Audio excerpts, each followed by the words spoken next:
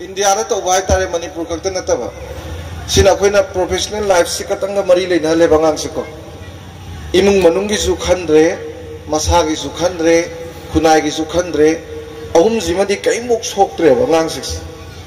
aduna sumai sum leiraga di sum maning halakani khoi siko aduda thamningi di yumjau choba ka mari acho ka mari leibaduda ka ahum amna thonglom jalaga ka amakakta khoi myam kiki inana leibadong ngang simagadi adugi fattaba leibako aduna angang sembada hojigi marise masi khabak laga pubadong tawdoineba adu masi parents ina khangbi batai ko ahan bada anisubada ina haijening mese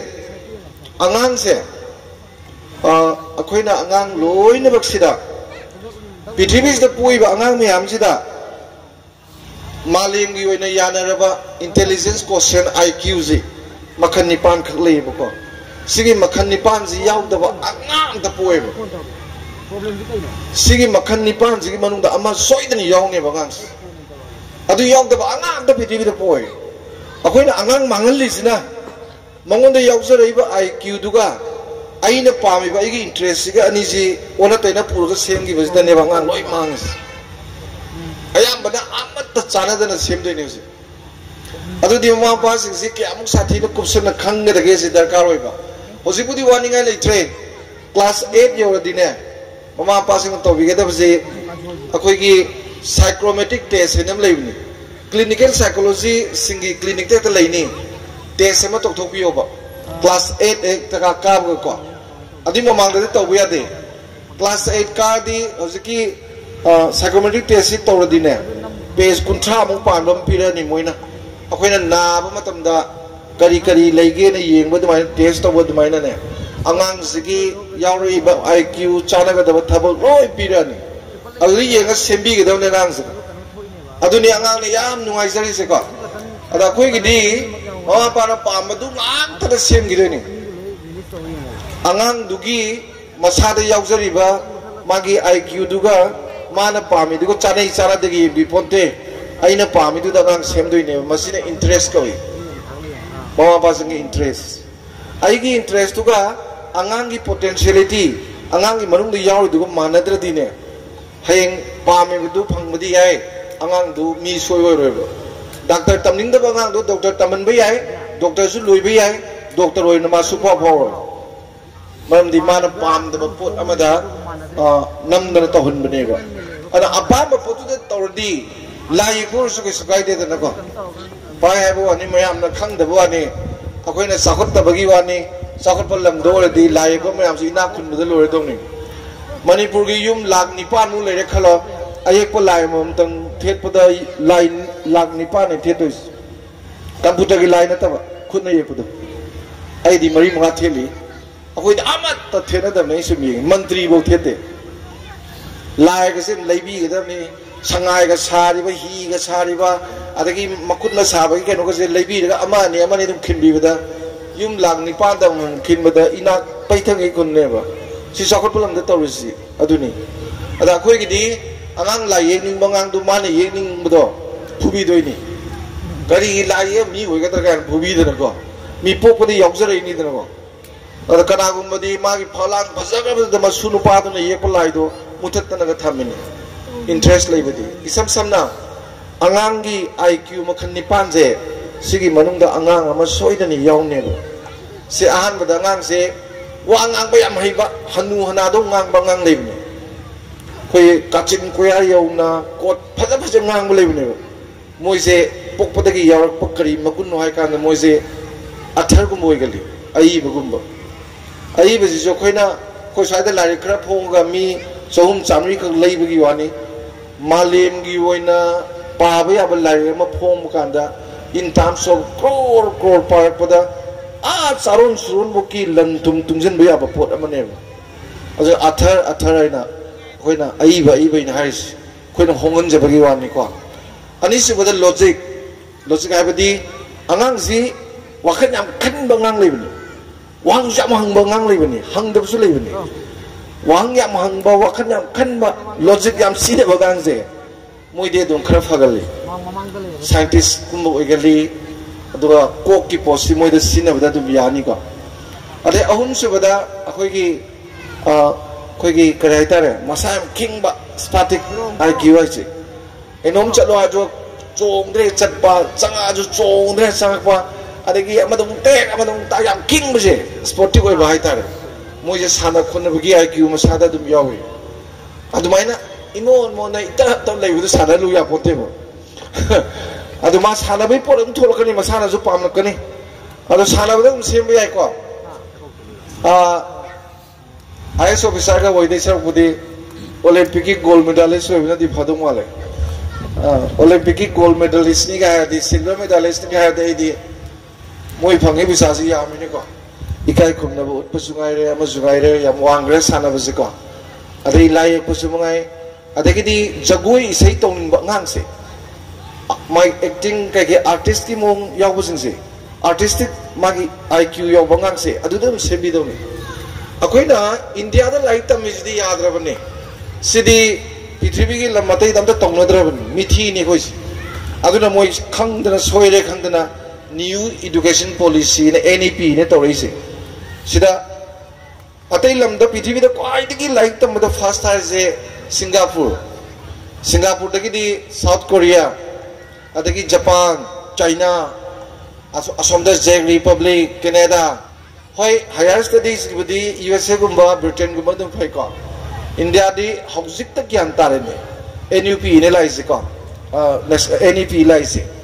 ai thamjaning di mui adadi acting tong bangang duna acting to bokot patamba art ki tambaje masi moi lai ta moi na lawe sanaba pamba ngang duna sanaba oina sum tamgi bije sisu adum lai ta moi na lawe art and culture ki kho za lengsin biri ko art and culture ja a PhD ke to ya sidi se kana ko na jagoi saning bokoni ba ngang du mawa pa sing na ko sogat pi do yam yawe adu hurang chatra sanaba ko tamu ba phawra ga na mamai wei ba ko ngaling ida di sabi ba ta ma pa su ma su yong phui ba ga yaw jan ada masada di pok pudi yaw puni na adu sum in na ba ho na ba ko tabu du ai sai je ba du sigi je class 5 6 ka tam ba ho du ul ane ba mon du yaw zai ba poto ado khangna ma pa na simi ga da ba ni thaba ingang si ba leite aso sai ba kem leite doctor pagoi du ya ponte engineer pagoi du ya ponte IS officer pagoi du ya ponte ba ko satra lising yang khai mong da IS officer ma yaw ga satra kun lising kun trai mong da doctor ma yaw ga satra lising kun ni mong da engineer ma yaw ga ado angang me am si engineer loi we ning bi doctor loi we ning bi ha IS officer loi we ning bi al mai mong da yaw ma gun du di yeng da ngang pakse na sem da suicide ta si me Hoa pa su ning ba bari da kai ba pesa su bari da ting ba oi so budi mana nungai na tam je ba potu da ina nungai ne enjoy tor ga heng phor pu di ai isai se pu su ngai ne isai sai da som sa ga lupa tra sa vikra sai ba du da nga phai gi wari ni da na ka tor ge har di to bu yam ya gre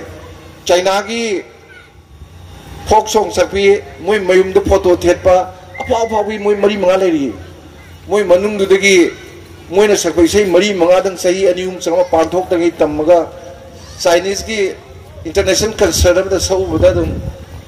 halak bada me dum ta ne ba ai yam ya gre to ba ado matam gi lai ba change na yam khenar ani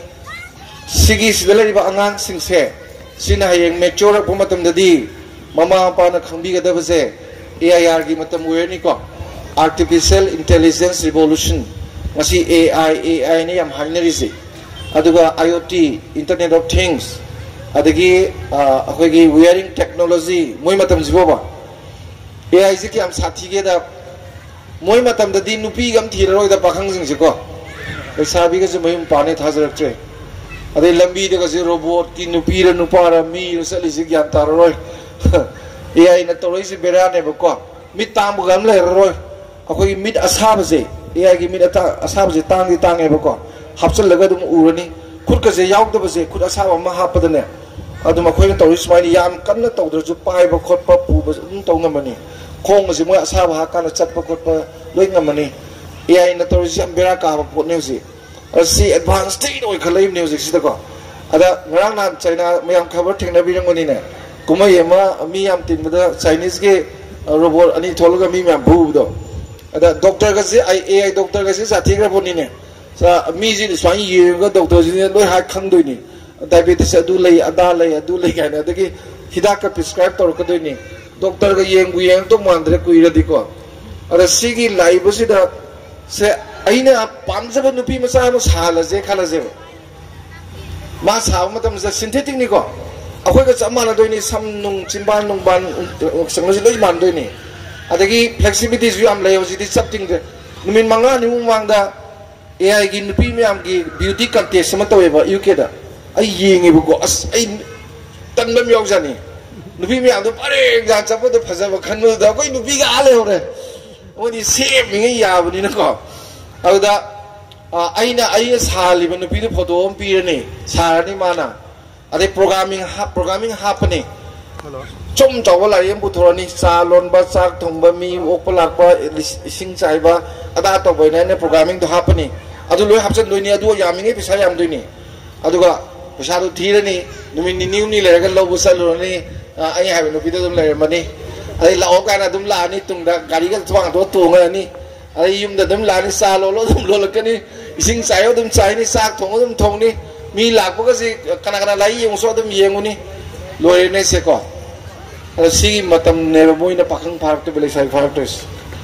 aduna IoT gi internet of things se osi yum smart house smart hotel guys mi yaw ponte ne smart house guys nu pa sa ga yum thang do ai ga thong yo do hang do pine mai la ni ising tar ka ni ai sum pa ka dam lungai mi yaw re moi smai na hire ga smart hotel gumba smart house gumba sida nu pa jam maya satlu ba maya ni salu dana ma la kan sida thong do ha hang do tre ma na ngi ngang mu du ko maya sor chalami ya do dana ko maya ni du hapu nu mitrani mi gi de li hai ji si mo pharak yam yawe ade robot si ju simi lai ji kana no yong so ga na ha di phaba ada ma sao dana mi gi chingal ka ji ngai ti lai ko li thawak chingal ka ji kana yong cho chalo ga sao ha ba ma thola ga dum hai ne ba mi thawak chingal ga ji da mi batam ma yu ka do lai di adu to no ga na admai dum hai ne ne adana adagi di sa ga sa um da thake hai da ba sa ma lolo asa ma si table da thamo ga da thamne ba sa um da thake lolo ga da asa da par ko tan tan na in dei tan na ba da ko pok pa yaw hai ni sanami na ba khot na ba ma to ba aduna laikai gum ba da lei bani na angang tinari ba angang si du mama myam do understanding am le raga regulation to wi ai sana ba tholo pa kan da pung da thon ji ri sana ba ton ba kan da pung da ton ji ga na khoi ma mana ba adu chaiwon gi na ta su tham da ani re kumba plop thai na ko na sak thang sa samin na ba da mai na tinan ba ko hoji akhoi khungang da di yam phari ai imphal manung da di yam nungai tre ji si ko khoi imphal manung jam phatra bani angang ji dolan ma ta dum tham ma ga ne mi da tinan da na yok pu myam yauri sina angang ji nai lai sabi pakang phara kan da kayam tin phar ta ga da ne sociable oidro meeting na soi itra mayam thasaro to officer se admaina matom de yolopa office la kan da mi da tinabam da ma sa angau thasani mana budi khangje da ma ai sakhi ga ngang na biri ba sang na biri ba adai monda monga mane usi to ri ko ada koi lamang da ga angang sanan da la pak da ga ndar sanan ba muti angang mama na ba sin tinan ba se si yam sathin na phai adu impal manung da di almost tong tre ba masima khungang da di yam sanari yam phai sigi social oirak to ba se masi yam ti mang ngai na angang da ko magi angang keno da aduna hojiki marung pang tinar sanan ba do adu to biu to bu angang sidi mayam na to wi da bi wani moi gi ne diary acho ba hang bi ai sahi gi na diary ma maintain to biu ba ko magi akhoi gi parents na to bi ga da ba si mai hogat pagi tum bagi ade mai larik pa bagi moong ade magi hainabi channabi sun no toksan ba nung ti ko adu ga assess to ka doi ni assess to ga ma si karida soli karida kalli karida pami ke doi mai behavior si kari ke to wi ga sum to ba adu ga routine na man nai na ne routine na man nai na sem na kwai de na phai maram di routine na ba di regulation to bani da अखोगी मी फत्तब पृथ्वी लेब हौनदेको bed habit मैम दो अफब habit सिंजनबदने अफब मी लोई रोइनी अफब हैबिट सिनबदने नुमित कुमातोइनी खतनी संगिस थेंगना उबंगांग दो अइना हौगदनिंग बंगन हौगदनिंग पुंग अमद नुंगतिगी लेप्तना हौदोपा नुमित कुमातोइनी एक सुबदने मतोमदा हौगलकनेब हैबिट ओइगिनेब अदुना सही खर यामादी नेचर मु ओइदेबा नेचर मु ओइगदी वानिंगाय लेत्रे अद पाखोन सिबा होबो यारे मोइनसु फी सुबसु मोइ यावगे हारानी खोंग मोजा तोंबा मा तोंगे खोंग तोंबा तोंगे फी से मा सेकरा हारानी अलोय तोनबा आई चाक चाम मखुन अदुम पिजबको अखोइने हेंजन बिरुदबा खोंग कमा अदुम सेंगन बिउ होजि क्लास 10 थार बक चाक इन बैमुंग याम लेरिबा मधु ममा दुगा मपा दुगा ने डॉक्टर लेनिन मनाता चत्ता यारोदम मोइदी याम लुना तोबको इसा याम लु तोरेना खनबा अंगांग दुदा मागी responsibility fix तौदबसे इरुजरे ममा कोरै जहन बि क्लास 10 थार कांद नेजे साइकल इंथो पिरो बाबा गायनको अदगी के कॉलेज का अंगांग जे बाबा गारी इंदे पिरो गायनको अंगांग जे सेम का ममा बा मिनाय लोय ओइबोन ममा पुलिस तबिउ गायनको अदे बाबा बि जुबिउ ममा दु तबिउ ना सिगी सुमाइना अंगांग सेमदी खुनाय जे सबना सारनी दु अदुनि साइजे अदुना सही से Try to box a pacon Sibiro go. Pacon Sibiro, no mata Aiga Magasak Samina than Topigano, no mata Tabak Sumina than Topigano, Karmata Samatum Yon Bio, Lay Matasing Sars Yon Bio, Aiga Tabak Sumina was it. Saximane, Mama I Angang, who is a Puna Saxabas, Sukau Copino. Japan the D, no Madi Lure, 13. From the 13, 14, 15, 16, 17, 18, 19 books. Sidi kamai toronia ha swai ji yor di beram kare nupi macha na kwai de nung si nupa se mapa ne ba nupa macha na kwai de nung si nupi se mamma ne ba sei tarom doi ha dina mamma du lok thuga noi da di haidu oi nupi yo horo ale som de ne nupi du nupa du lok thwe da mapa do nupa to bom ha horo akoi da di haidu oi ba Sari moi dum ningsingin laik pa dum ningsingin na khoi dai do oi yawram ni ko no yawdram ni mama ga pa ko ba noisy moi gi makuk te yawdram matam sida noisy kyam danger gi ko adai du de ke dawni kok ta di yawdram ni na hakchang moi de naksan da physically marup dong ti naksal ti na dong pa mo se ai kayam sathi na mana pa na ti na ge da ai ma ga chama ti ne as nei re nga si di ga wa lai na as ba ngasi di visual ga nei re ga jam harau je as ngasi isu visual ni phojau ra da ga ji mo harau de ba ke moi di na laik pa biu ga habiu ba e laik pa ha no moi di engo da command to ya ro ai ju wa khala ba ni ga le bi matam ne ba ado khoi na leveling to ba ai di laik pa ga dra pa bi ga dra ma hai da su e pung tare laik pa phatro like pagadra is a permission loni like power do to pabu ati adune he na bera kani kenu moi dine asmane command to sam yaad deba moi ne amharau je moi chokhale moi ji mapung phare ga ji ko mission aina to ba ai ga ji mo de handar ka lei be mong du lei bi yam nu ga ba as ngasi de du tore pu jam ware se ngamdre sidi suna to na ta ding ngam dong mandre ai gi leng na di oidre an gi di symptom to bigera kada kino na to gine haine na gi to haba tasa dum sakine asi understand to bigeda ba ayam naksana tinara kana aro na to se khang do se mono yang koina da marum pang sup tinara bi haidor pne ba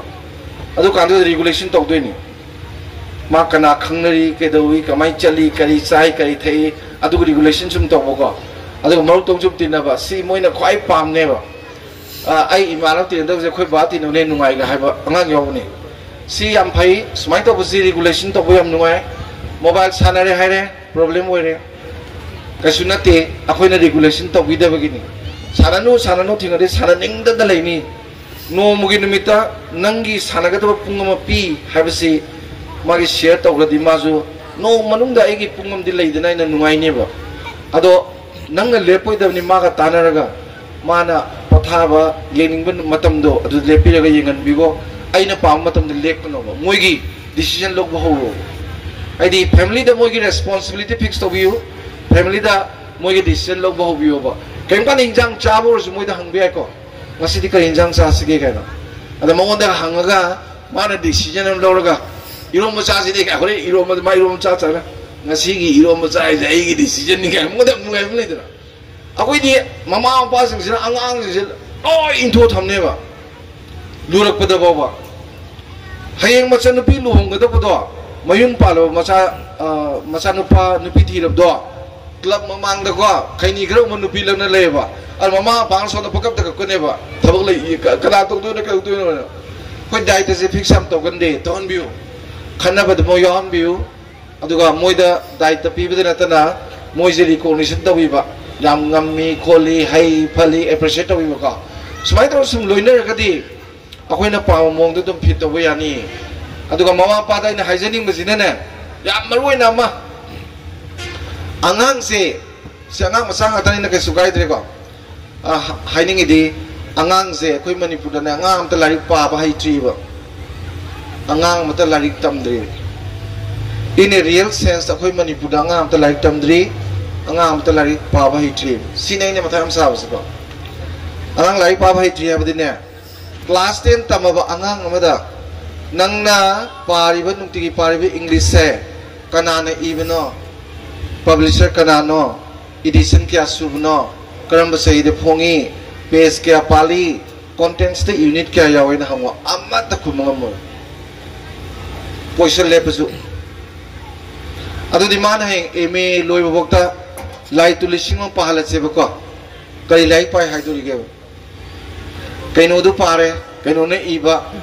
kai no na phong mo na hai mo di ngam sa bi se sidi yari ngai tumja janu kai sugai de moi di pung no moda trai thui matak ta tumga phadoi ni tara pung trai thui matak aga tumga do moi di ko ada ngan na goran baga to biru no kam pom de du aseng madi lai pa to kwai di phamatam je pung mari de gi tor phok sine aduna angang metric thaga da boiro tuye tong da boiro mo ro pung mari di tor phok si lai pan ba pung mapan da tumal laga ko sigi pung ani je masi lai pa matam da sama kana ne ba pung taruk ta gini nungdawaram taruk phok to 50% ka tong kana ne ba nungdang je 20% ka tong nungdang lai pa sukan kana de yang ba din angang se ayuk ta lai pa hale dana adu nungdang sina ne magi school talak me am do ningsing boina sana dana angang se sum ningsing han ba ko masi ko na pisak ping di class 5 6 tagi sum hobi re din ne hayeng mana MA ga lorga IS parikha ga se UPSC ki thab dana without any coaching adum khaladam ungdang sina ningsing man ba ko akoi sugoi sina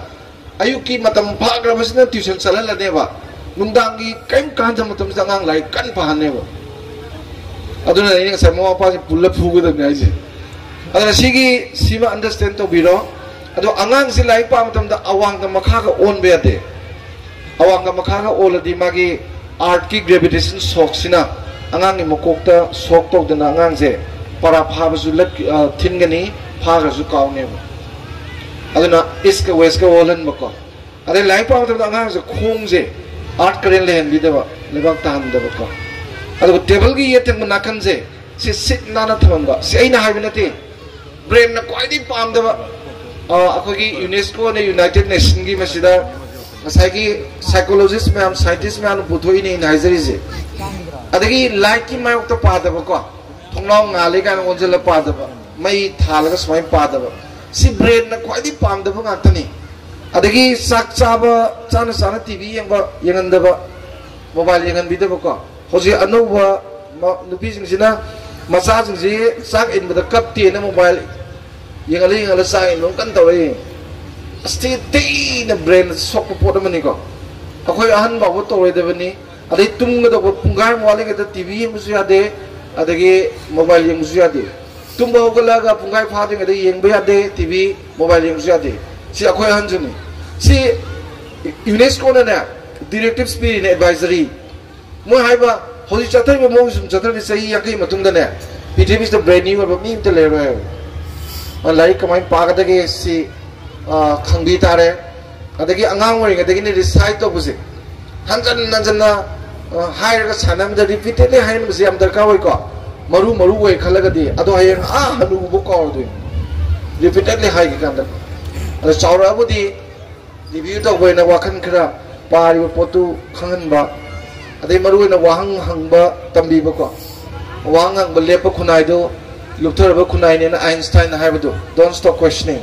angang si wahang hang ba yam hainan biu akoi ki India da tani larik ki maning da question yawarga adugi answer do ojana khummaga aina simpa purga parikha de bida fast tarisi mi gi dana masana wahang hangaga wahang dugi pokum thirapne ba sineba self study self research guys sa koi diam wanle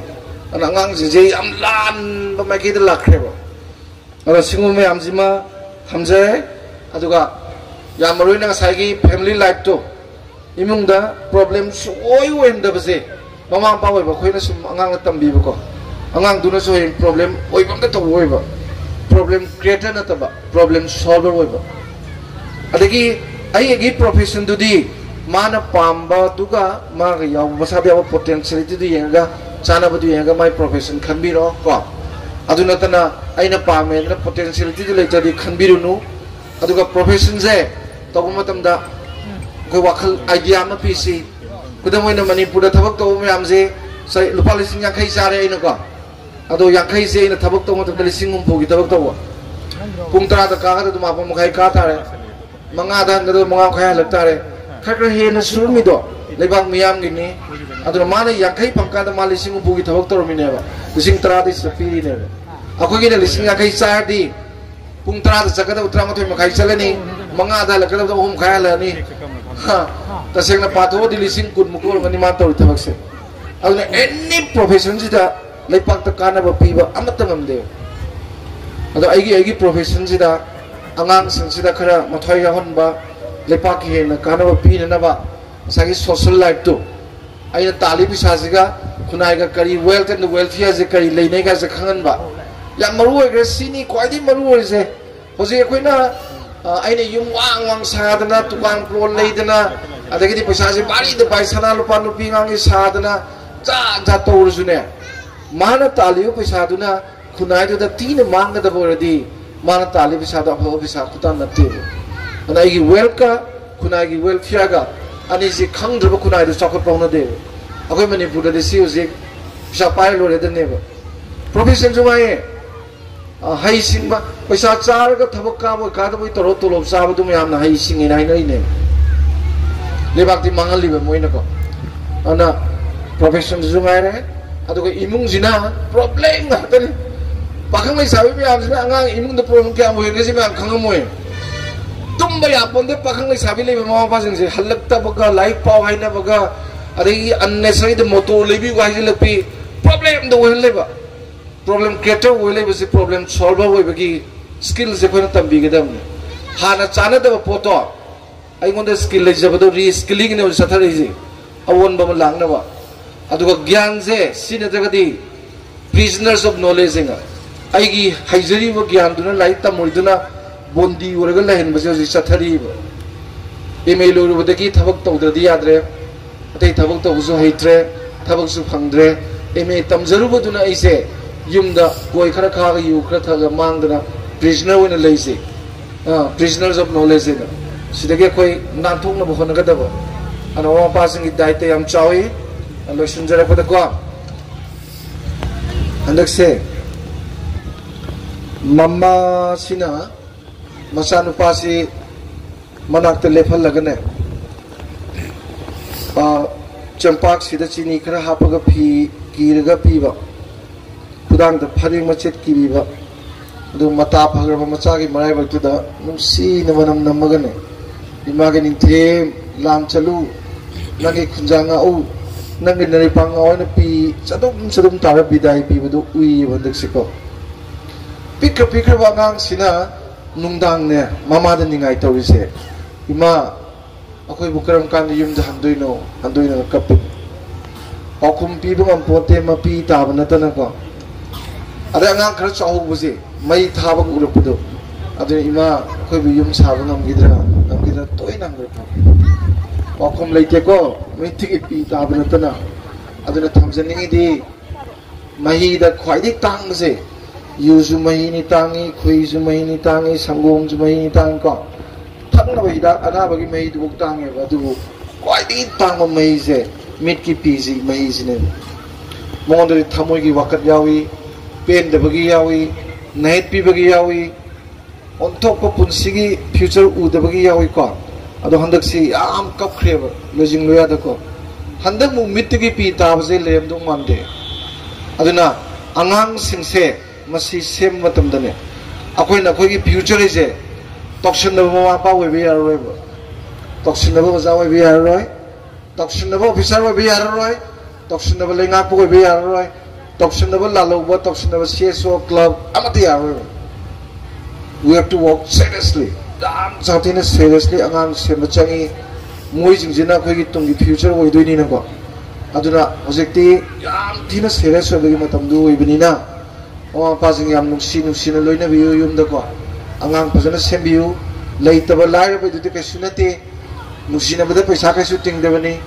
ikai khumna na bebar tong na wari sana bangang na loina ba paisa ting manate